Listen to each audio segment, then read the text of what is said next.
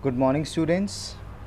In the previous class, we studied about modern periodic law and the modern periodic table which was drafted on its basis.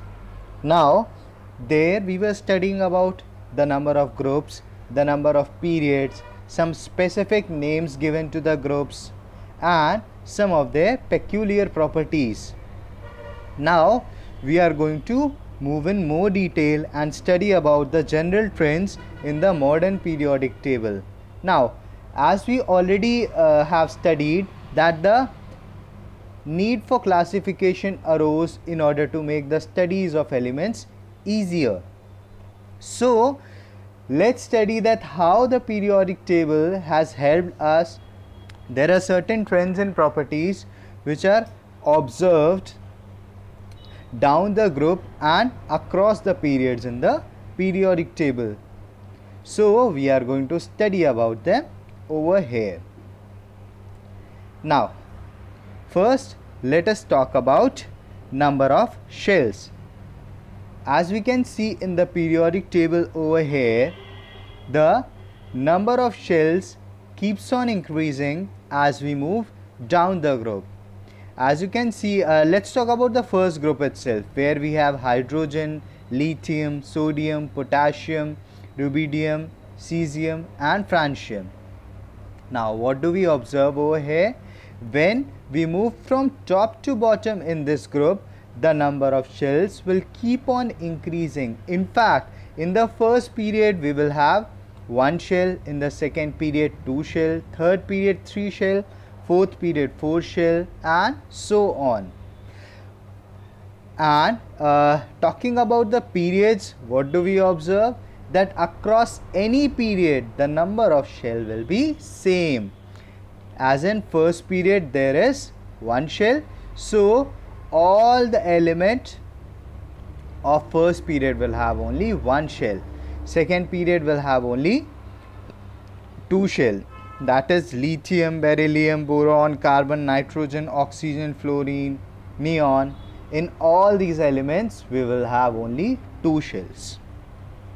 Let's move to the next thing, that is valence electrons.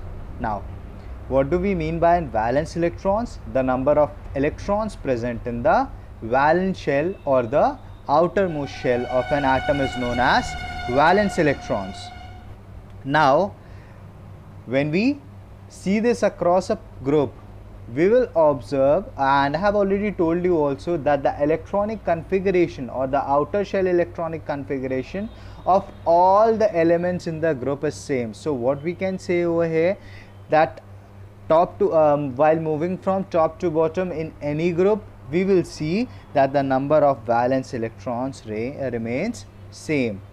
So the number of let's study it over here. The number of valence electron in first group is 1, so all the elements in first group have 1 valence electron. Similarly, the number of valence electron in group 2 is 2, so all the elements of the group 2 will have 2 valence electrons and so on.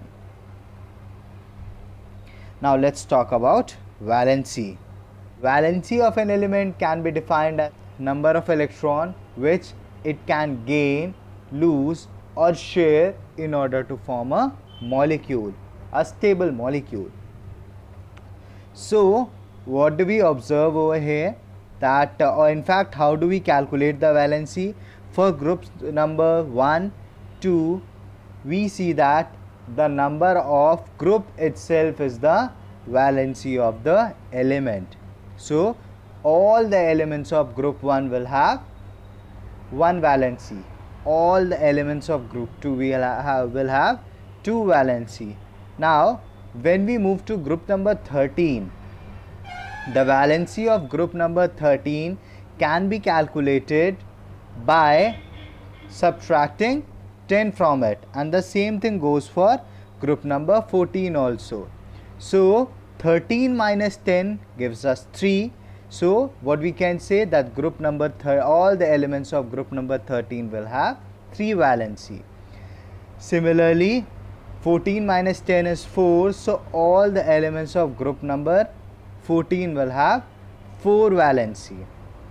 Now As for calculating the valencies of group number 15, 16, 17 and 18, we can find it out by subtracting the group number from 18. That is 18 minus the group number will give us the valency of that particular group. So valency of any element of group number 15 will be 18 minus 15 is 3, so it will be 3. Similarly, of any element of group number 16, 18 minus 16 is 2, so all the elements will have 2 valency. Group number 17, it is 18 minus 17 is 1, so valency of all the elements will be 1, and group number 18, 18 minus 18 is 0, so the valency of all elements will be 0 over there. However, there are some exceptions about which you will study in your higher classes. Now, let's talk about the properties of elements. So, as we have already studied that elements in a group possess similar electronic configuration, and hence they will have great similarities in their properties. However, if the properties are changing, they will change uniformly. That is, it will not change in a haphazard manner that first element is exhibiting some other property or and second element is exhibiting some completely different property. It is not going to be like that. So, for example, let's talk about the group 1 elements, that is alkali metals. What do we observe over here? That these elements are very reactive. However, the reactivity increases as we go down the group. So, we can say that lithium will be less reactive than sodium, will be less reactive than potassium, less reactive than rubidium, less reactive than cesium, and less reactive than francium. So, what are we observing over here? That the reactivity is increasing in a fixed manner down the group. Let's talk about group number 17 elements, that is halogen atoms. Again, these are very highly reactive, but the trend is completely opposite. That is, the reactivity will decrease over here as we move down the group. So, fluorine is highly reactive, then chlorine, then bromine, and then iodine. So, what are we observing? That a fixed trend is being followed over here. Let's talk about atomic size now. So, in case of atomic size, we observe that when we move top to bottom in a group, I have already told you that the number of shells increases. So, when the number of shells is increasing, then the atomic size also increases. So, what we can say that when we are moving top to bottom in a group, the atomic size will increase. However, when we are moving left to right in a period, the atomic size will decrease over here. The reason is the nuclear charge. We all can see that the number of electrons and protons increases across a period. That is, when we are talking about any period and we are moving from left to right, the atomic number is increasing. When atomic number is increasing, so obviously the number of electrons and protons will also increase, and when the number of electrons and protons which are present inside nucleus, we have already discussed about it that the protons are present inside nucleus. So what happens? The attraction between the electrons and protons increases, due to which the atomic size of the atoms decreases. So what do we observe? When we move from left to right in a period, the atomic size decreases over here. So any element, suppose that we are talking about third period, so sodium will have the biggest, whereas chlorine here will have the smallest atomic radius. Now let's discuss about metallic character. We all know that metals can be defined as elements which can lose electrons easily. The more easily an element can lose electron, the better metal it will be. So when we are when we are moving down the group, what are we observing over here? As we are moving down the group, the number of shells is increasing, and as a result of this, the valence shell electrons are moving further away from the nucleus. So what happens over there? The nuclear charge acting on them decreases, and because the nuclear charge acting on the valence shell electrons is decreasing, so it becomes easier to remove the electrons from there. That is, the metallic character increases. So what we can say, that when we are moving down the group, the metallic character will increase. And however, when we are talking about moving from left to right in a period, we all know that the atomic size is decreasing over here, and when the atomic size is decreasing, the valence electrons are coming closer to the nucleus, and because they are coming closer to the nucleus, it becomes very difficult to remove an electron from there. That means the metallic character decreases over there, or else we can say the non-metallic character increases over there.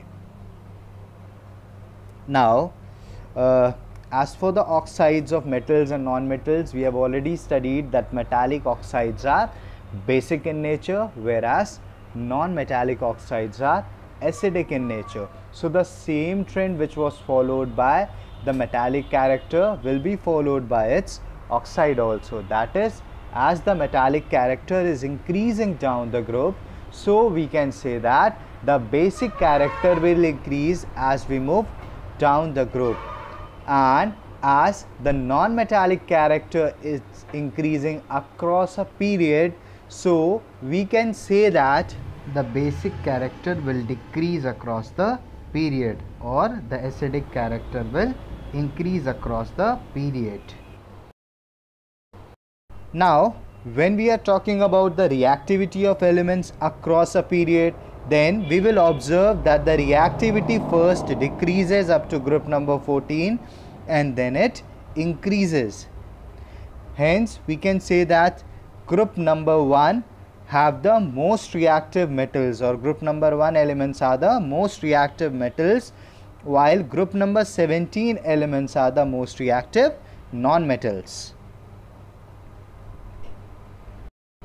Now here we have a chart showing the general trends which we have studied right now. As you can observe over here, that the atomic radius have been represented with blue colored arrow, and it increases down the group, whereas it decreases on moving left to right in a period. Please note down one thing, that the arrow head over here points towards the increase. So as the arrow is pointing downwards, so we can say the atomic radius will increase downwards. However, the arrow at the bottom, that is across the period, is pointing towards the left hand side. That means we can say that the atomic radius on the left hand side will be large, whereas that on the right hand side will be small as compared to it. That is, the atomic radius decreases when we move from left to right in a period. Now, as for non-metallic character and metallic character, you observe that they are moving diagonally.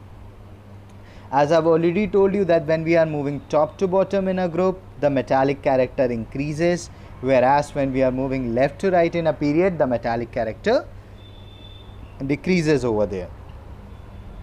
Now, we have two more things which have been represented over here.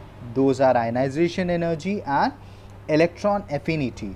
The ionization energy can be defined as the energy required to remove one electron from the outermost shell of an atom.